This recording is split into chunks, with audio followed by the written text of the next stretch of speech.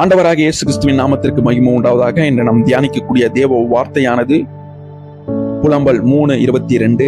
நாம் நிர்மூலமாகாத இருக்கிறது கர்த்தருடைய கிருபையே, அவருடைய இரக்கங்களுக்கு முடிவில்லை. இந்த அற்புதமான தேவ வசனத்தின் மைய கருத்தானது அழியாமல் காக்கும் முடிவில்லாத தேவ கிருபை.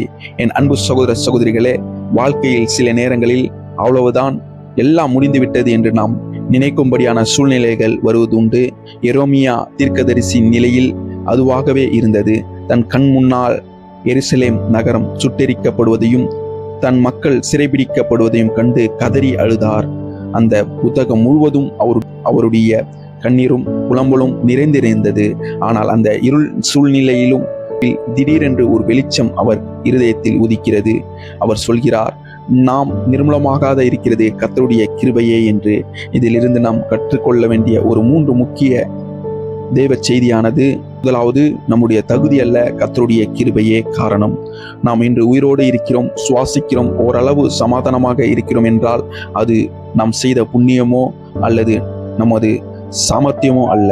எத்தனையோ விபத்துகள், வியாதிகள், பொருளாதார நெருக்கடிகள் மற்றும் மறைமுகமான சத்துருவின் சதிகள் நம்மை முற்றிலும் அழித்திருக்க வேண்டும். ஆனால் ஒரு கண்ணுக்கு தெரியாத கரம் நம்மை தாங்கி கொண்டிருக்கிறது என்றால் அது தேவனுடைய கிருபையே. இரண்டாவதாக, இருளிலிருந்து நம்பிக்கை தரும் இரக்கம். எரேமியா சுற்றிலும் அழிவை மட்டும் பார்த்தார். ஆனால் தன் பார்வையை சூழ்நிலையிலிருந்து மாற்றி தேவனை நோக்கி பார்த்தபோது அவருக்கு நம்பிக்கை பிறந்தது. உங்கள் வாழ்க்கையில் கடன் பிரச்சனைகள், குடும்ப போராட்டங்கள் அல்லது தீராத வியாதிகள், உங்கள் எதிர்கால சூழ்நிலைகளை குறித்ததான ஒரு கவலைகள், திட்டங்களில் இருக்கும் ஏமாற்றங்கள் போன்ற கவலைகள் உங்களை அச்சுறுத்தலாம். ஆனால் தேவனுடைய இரக்கங்கள் ஒருபோதும் முடிவதில்லை. மனிதனுடைய இரக்கங்களுக்கு ஒரு எல்லை உண்டு, ஆனால் தேவனுடைய இரக்கம் எல்லாவற்றிலும் வற்றாதது. மூன்றாவதாக, காலைதோறும் புதிய இரக்கங்கள். இந்த வசனத்திற்கு அடுத்த வசனம் புலம்பல் 3:23 சொல்கிறது, அவைகள் காலைதோறும் புதியதானவைகளை, உமது உண்மை பெரிதாயிருக்கிறது. நேற்றைய தினம் நீங்கள் பல தோல்விகளை சந்தித்திருக்கலாம், பல தவறுகளை செய்திருக்கலாம். இன்று காலை நீங்கள் விழித்திருக்கும் போது தேவன் உங்களுக்கான ஒரு புதிய கிருபையும் இரக்கத்தையும் ஆயத்தப்படுத்தி வைத்திருக்கிறார். நேற்றைய கவலைகள் இன்று சுமக்காதீர்கள்.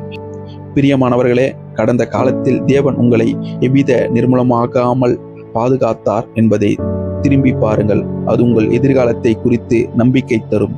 உங்களை அழைத்தவர் உண்மை உள்ளவர். அவர் உங்களை ஒரு காலமும் கைவிட மாட்டார். எத்தனையோ ஆபத்துகள் மற்றும் பாவங்கள் மத்தியில் எங்களை நிர்மூலமாகாமல் தேவன் விதமாய் காத்ததற்காக தேவனுக்கு நன்றி சொல்வோம். உமது இரக்கங்களுக்கு முடிவில்லை என்பதை நாங்கள் விசுவாசிக்கிறோம் ஆண்டவரே என்று நாம் அர்ப்பணிப்போம்.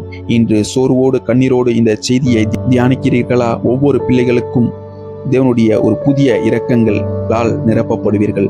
அவருடைய கிருபையினால் உங்களை சூழ்ந்து கொள்வார். தேவன் தாமே உங்களை ஆசீர்வதித்து வழிநடத்துவார். God bless you.